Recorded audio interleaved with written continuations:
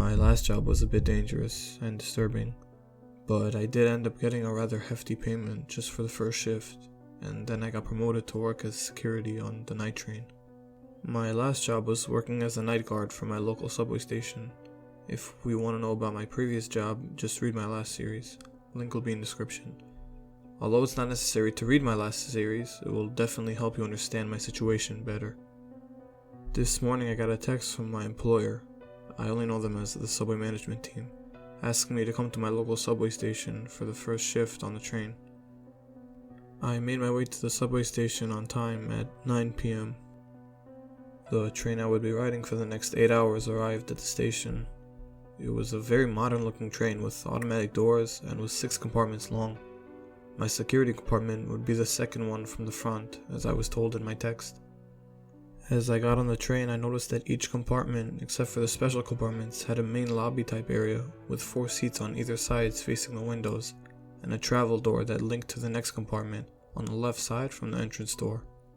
On the right were either a few steps leading to an upper seating area that was similar to the interior of the bus, and a few steps leading down to an exactly identical seating area. If you need help visualizing the train compartments, search up Sydney trains and you'll get what I mean. The security compartment was very different to the main ones. It had a camera feed and a desk with drawers.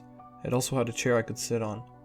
The security compartment required a key to open. The driver compartment could be accessed from the security compartment via a door. As I was about to get on the train, a guy exited the last security compartment and handed me a security badge and the keys to the compartment. He had patted me on the back and wished me good luck. I cringed as soon as I heard him say good luck, as my mind filled up with events of my last job. When I got into my security compartment, I found the usual employee manual, but also, once again, a sheet of rules. It read, "All passengers must be escorted off the train on Station 6. The train will stop for 5 minutes on Station 6. Check all 4 carriages and make sure every passenger has left the train. After the train has left Station 6, go back to the security compartment, which is at the front, and will have a door labeled Security Compartment. You must do this as soon as the doors of the train starts closing. Run if you have to. If you hear people talking, stay put inside your security compartment and check the camera feed. If you see people sitting in compartment 4, immediately disable the automatic doors that connect compartments 4 and 3. You must do this as soon as possible before they notice. If they even glance at the camera, they have noticed. If the people you see in your camera feed start approaching compartment 3, get the knife from the drawer and go stab all of them before they reach compartment 3. You are to make rounds of the full train every 15 minutes, from the point you see the people in compartment 4 to the point the train comes back to the station you got on at. If during your round you see anyone get on the train, hide.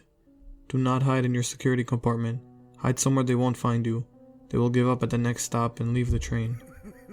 If during your rounds you hear hysterical laughing, turn off all the lights to that compartment, but don't disable the travel doors to the compartment.